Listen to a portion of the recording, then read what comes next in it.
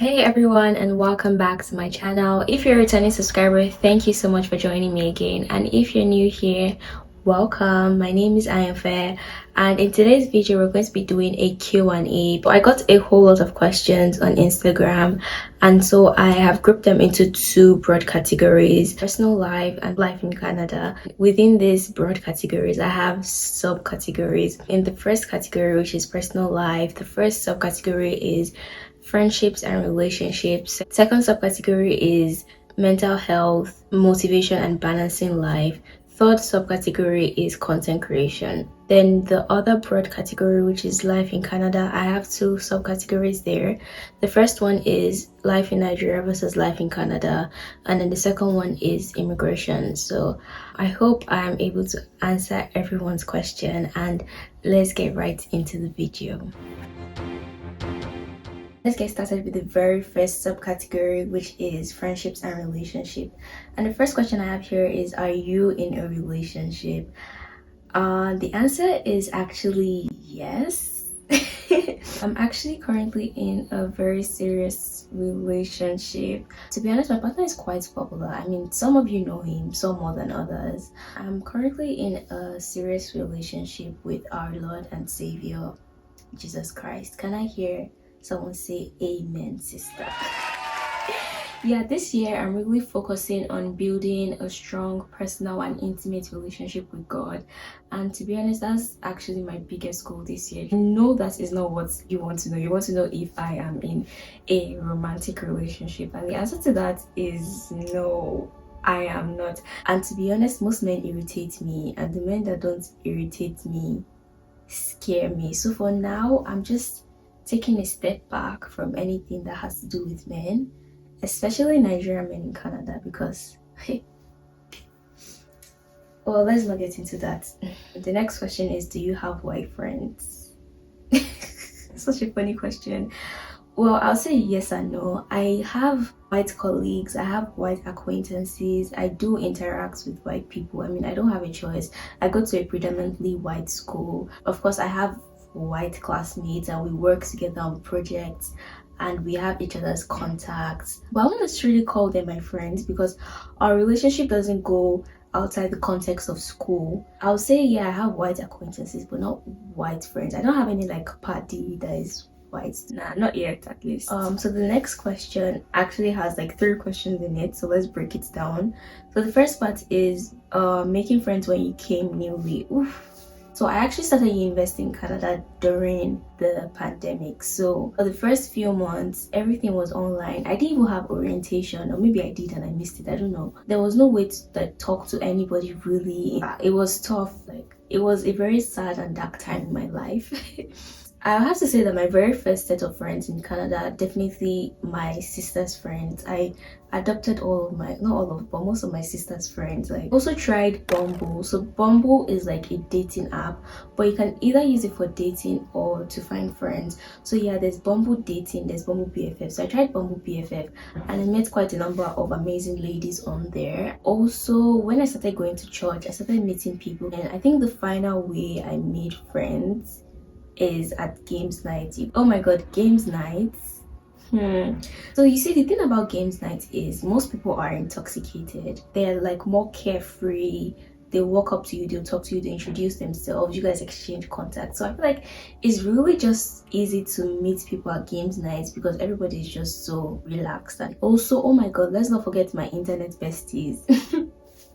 I feel like a lot of my friends I actually met either through Instagram or TikTok. Like, one of my closest friends right now actually DM'd me on Instagram just randomly, and we hung out once, we clicked immediately, and we've been really close ever since. Then another one of my really close friends now, she saw my video on TikTok. I think I was ranting about something. She commented and we followed each other on Instagram. Then we started like reposting each other's posts, we started replying to each other's comments. Before we knew it, we were having full-blown conversations. Then we finally hung out and we've been friends ever since. So like, yeah, social media has really played a huge part. Social media, dating sites, games nights, church, and adopting my sister's friends. That's how I have been able to meet all the amazing people in my life right now. Do you work? If you do, how do you do? Yes, I actually do work. I work on campus. The jobs on campus are curated specifically for students so they can respect your schedule and they're mostly flexible.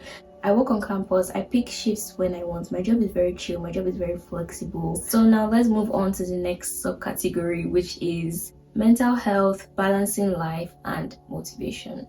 Quick break in transmission. I just want to let you know that I created a broadcast channel on my Instagram called A-Listers, and I would like to use this channel to keep you guys updated with all my latest news, updates, and announcements in a more personalized style. So if you would like to join, just go to my Instagram, which is Ayanfe_Ayeni, and you're going to see the link to the broadcast channel in my bio. Just click it and join. Thank you. First question I have in this subcategory is, how do you afford your lifestyle? Like, do you work, or how do you afford to go out? What a question. I'm not even high maintenance like that. My lifestyle isn't expensive. I make my hair myself. I make my clothes myself. I don't really go out a lot. Like I said already, I work. I also make money from my crochet business and also from YouTube, and I edit videos freelance for brands and content creators. But most of the time I don't even spend my money because I have a lot of older friends, and most times when we go out they just offer to pay. Like, even if I want to pay, they're like, oh, if I don't worry about it, because you know, these people are making like 6 times my income, so they just feel like, oh, they should be the one paying when they go out. Also, I bill my mom shamelessly. Like, I'm just a child, I'm just a baby. I collect allowance from my mother without shame. Nobody can even shame me for collecting allowance from my mother, because what's my business with being an independent woman? That's not my concern. Kokomi, like, my sisters have spent my mother's money. Now it's my turn to spend it. Emilokon, and I'm going to spend it. That's how I afford my lifestyle. So the next question is balancing school and socials, handling assignments and tests. What do you do to stay motivated? Honestly, for me, 2 things motivate me: fear of failure, and I can't let my mother down. Like, I'm so afraid of failing. I know it's probably the wrong motivation, right? But it's what motivates me, it's what keeps me going. Like, I can't afford to fail. I'm allergic to failure. So like, when I remember that, Ayanfe, if you don't do this, I'll stand up and I'll get the work done. Then the second thing that motivates me, obviously, I can't let my mom down. Mom is spending way too much money to have me here for me to let her down. I cannot let her down. Am I mad? No. Okay, so the next question is balancing school and socials. To be honest, I don't think it's possible. I don't think you can have a solid academic life with a solid career with solid social life. One is going to suffer at the expense of the other. School, work, and social life, and 3 of them will be thriving. It's not possible. And if 3 of them are thriving, that means your health is not thriving. Like, so for me, it's just about prioritizing things. On weekdays, I prioritize schoolwork. On weekends, I have work. To be honest, I don't even really go out a lot during this semester. I don't even really have a lot of friends in Waterloo, so there's nowhere to go. So the next question is, how's your mental health, social life in school? How do you handle exam period and stress? My mental health, currently I'm in a great place mentally. Like, I'm so grateful to God, because this time last year I was in a very dark place. Oof, I don't like to talk about it. I don't like to remember it. I don't like to think about it. But my mental health last year was not it at all. But right now I have discovered new ways to manage my emotions, and I feel like I'm doing so much better. Also, the fact that I've made so many new friends, I can now have more distractions, so I'm distracted from my thoughts. Also, right now, like, I'm too busy to be sad. Like, I'm going from one thing to the other, so I don't even have time to be sad or be overthinking. Overall, I'm in a great place mentally, and I'm just grateful to God for that. Social life in school. To be honest, my social life in school does not exist. I'm not in any club. I don't really have friends in school. I just go to class, come home. Like, I don't have a social life in school, but I do have a social life outside school, on the weekends with my friends or my sister in Toronto. How do you handle exam period and stress? I just do. Actually, I don't. I'm not handling it well, to be honest. But somehow I always come out with A's, so well, I can't give advice. I'm probably doing it the wrong way. Let's please talk about your mental health. I already talked about that, and how your reading and exam time is. Right now it's just vibes. Like, I don't really care too much about school. I can't say, oh, I have this plan that helps me to stay organized. No, if I say that, I'll be lying to you. I just go with the flow. I just go with the vibe, and God has been faithful. Next question is, how is life over there? What do you do to balance in? And what do you do when you find things tough? Probably I'm the worst person to give advice on balancing in. I'm still really struggling with it. I'm struggling with like communication, interactions, networking. I haven't really balanced in, to be honest. It's a journey, and I'm learning every day. But maybe one day I would make a video about that when I feel like, yeah, okay, I have balanced in. What do you do when you find things tough? I cry. I cry about everything. I cry at the smallest inconvenience. I haven't cried a lot this year because life has been going great lately. But I see that last year, oof, I was crying almost every day. Sometimes I rant to my friend, I rant to my sister. Most times I talk to myself, actually. I rant to myself in the mirror. I talk to God. Yeah, that's pretty much how I deal with tough times. And remember, guys, tough times never last. Only tough people last.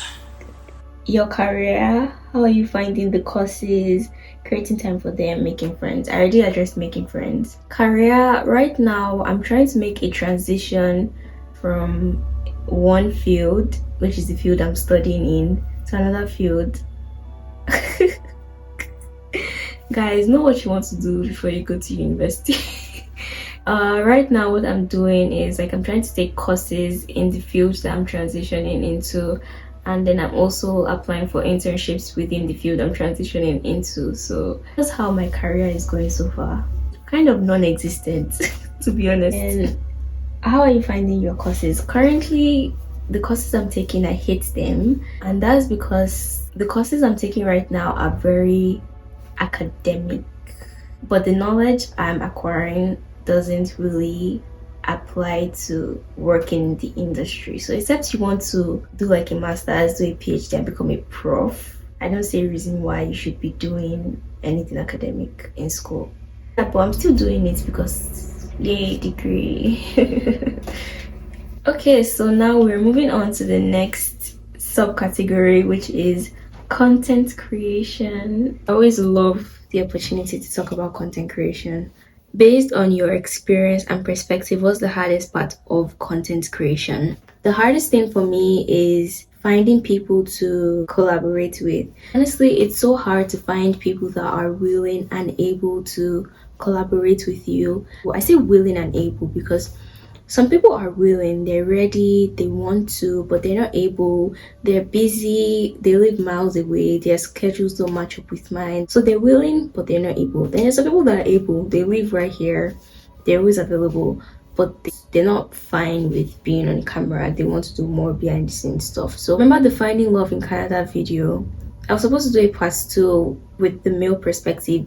Yo, it's been almost a year. I haven't been able to find enough guys that are willing and able to help me create this video. Like, why is it so hard to find people? Next question is, how do you reach out to brands? So far I have never actually reached out to any brand. All the brands that I've worked with reached out to me. I honestly don't know how they find me. I actually do plan to start reaching out to brands. I've been saying that for almost a year now. Next question is, how about your YouTube content? Do you use a tripod and editing? Do I use a tripod? Of course. I'm even filming with one right now. Editing, I use iMovie or CapCut to edit. Sometimes I use VN. It depends on what I want to do. I'm currently looking for someone to get me Final Cut Pro, because some of my Final Cut Pro is like $300 just to buy the software. Come on, Chelsea, come on now. So yeah, if you want to donate to my video editing journey, you can buy me the software.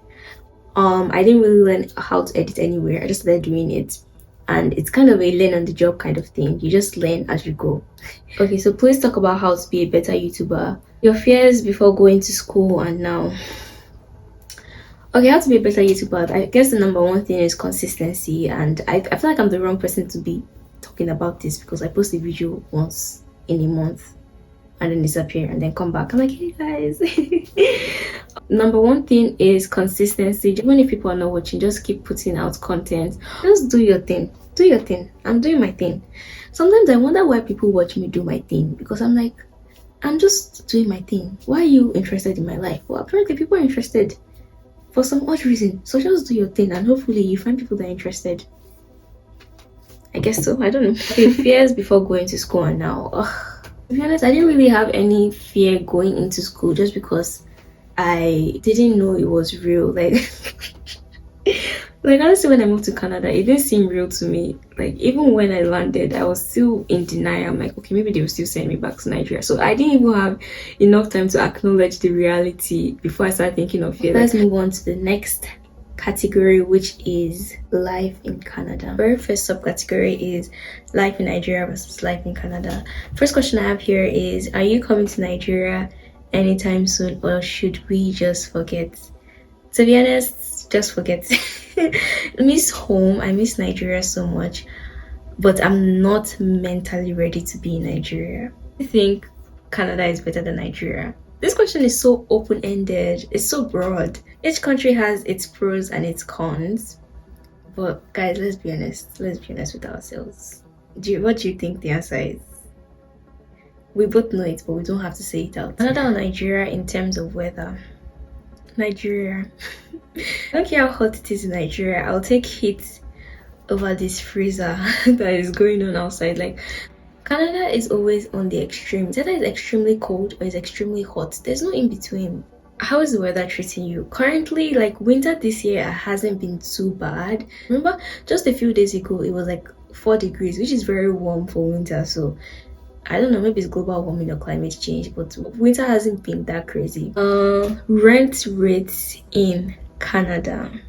Renting a house is now unaffordable in every major Canadian rental market. Canada has the third most overpriced housing of any country on earth. There's a major housing crisis in Canada at the moment. The housing crisis in Canada is truly insane. Let me talk about the city I'm in, Waterloo. There's a housing crisis in Waterloo. Rent prices are crazy. My brothers and sisters. Hey, let me give you guys a breakdown. I was looking for 1-bedroom apartment. If you don't want a basement, if you want like a luxurious building, student accommodation, no, but luxurious building, 1-bedroom. Tell me what they're telling me. They're telling me $2,300. $2,300. I open my mouth. I say, Now, if you want like maybe 1-bedroom, but you're open to basement, maybe you can say 1,600, 1,800, 1,500. I say, okay, how about 2-bedroom? Some people are renting out the den in the apartment for $1,100. You still share bathroom, $1,100. Then no window, no closet, no nothing. Excluding utilities, though, no hydro, no Wi-Fi, no nothing. That one's still extra. I don't want to talk too much. The further you move away from campus, further you move away from the city, the cheaper rental. But is it really worth it? Is it worth it? Because imagine having to take the bus for almost 1 hour to get to school. Next question is, where do you buy your groceries? The prices of food wants to eat me. Apart from rent, guys, inflation is also affecting groceries. I get my groceries from Freshco. I think Freshco has some of the best rates for groceries at the moment. Another thing you need to take advantage of if you're an international student, take advantage of services your school has. So my school has this thing called the free weekly distro, which is actually today. I can't wait to go. But yeah, this free weekly distro, students can just go. Students, they don't ask you if you're a student, they don't ask you any questions. You just go there and you pick up what you need. They have so many different things like onions, potatoes, milk, snacks. Yeah, so I go there. They do it once in a week. I go there every week and I pick up groceries. So yeah, that's really helped me because I don't spend that much on groceries anymore. My school also has this thing, I've forgotten what it's called. I think maybe food bank or something. But basically, you can also request for like a package. I don't really use that one too much because I try to leave it for people that actually really need it. But yeah, I've used that one like once or twice. But anyway, what I'm trying to say is, if you're a student, check if your school has services for students in need. Most of the time they do. You're paying crazy international fees, and you'll just be cheating yourself if you don't take advantage of the services that they have to help students in need. I think we're moving a little bit into the immigration questions. And before we get into the immigration questions, I just want to say that I'm not a legal practitioner, I'm not an expert, I'm probably the worst person to be asking about immigration in Canada. And what I'm going to say before I start answering is, just visit the IRCC website. They have answers to all your questions. I promise you, it's better to get your answers from the IRCC website than to get it from one quack person. Example, me, doesn't know what they're saying. So yes, visit the IRCC website. But if you still want to hear it from my mouth, well, I'll tell you what I know. Approximate amount of what one needs before moving to Canada. I don't know. Like, I actually don't know. When I moved to Canada, I had, how much did I move to Canada with? But yeah, like $300 USD. Like, I didn't have any crazy amount of money because I was a student. My accommodation was already sorted, feeding was already sorted. I can't really give you a figure of what you need before coming to Canada, but yeah, just have enough money so you're not stranded. Do you think international students can work and pay their fees in Canada? Personally, I don't think it's possible. I know some people say, oh yes, I'm an international student, I worked and I paid my fees. I think most of those people actually were working before they were students. So like, let's say they were working in Nigeria and they already had savings before moving to Canada. I think it also depends on your program, because some programs are more expensive than some others. Like, for instance, you can't compare someone doing a program like communications to someone doing like engineering. Most likely engineering is going to be more expensive than communication. Also, it depends on like the type of program you're doing, because obviously a college diploma is going to be cheaper than someone doing like a bachelor's degree, and master's is probably going to be cheaper than someone doing a 4 years bachelor's degree, because master's will be like 2 years, bachelor's degree is like 3 to 4 years. So depends on the duration of your program, the type of your program, all of those things. I've heard a story, I don't know how true it is, but apparently this guy came to Canada and he deferred his admission. So let's say he was supposed to start in September, so he deferred his admission to the next September. So he now spent that 1 year working to pay his fees. I don't know if IRCC will allow you to do that too, but that's what I heard. Don't say it's me that told you, but that's just what I heard. I don't know how true it is, I just heard it. I've said my own.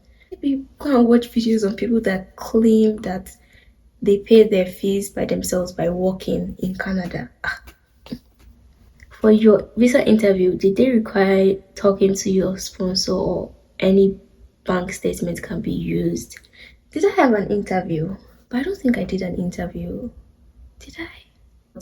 For the bank statement, I think that you have to do something like proof of relationship or something. So you have to prove the relationship between you and your sponsor, whose bank statement you're using. I want to further my studies in Canada, but I already have a OND in Nigeria. I'm guessing OND is what you get when you graduate from a polytechnic. Yeah, you can definitely move to Canada with your OND. I guess you can do like a college diploma, like, or maybe you can also do like a bachelor's degree. I know the admission requirements. I guess you have to check each of these institutions for their admission requirements and see if your OND qualifies, but most likely it should. Am I to inform IRCC that I deferred my admission, blah blah blah blah? Yeah, I think so. Every change that occurs in your whatever process, you have to let IRCC know, whether you're changing institutions, whether you're deferring your admission. Just let them know. It's better safe than sorry. I believe I've answered everyone's question. Thank you so much for watching the video. I hope I answered your question. If you have more questions, then feel free to leave it in the comment section. I'll be in the comment section to reply. If it is a personal question, feel free to send me a DM on Instagram. My Instagram handle is my name, Ayanfe _Ayeni.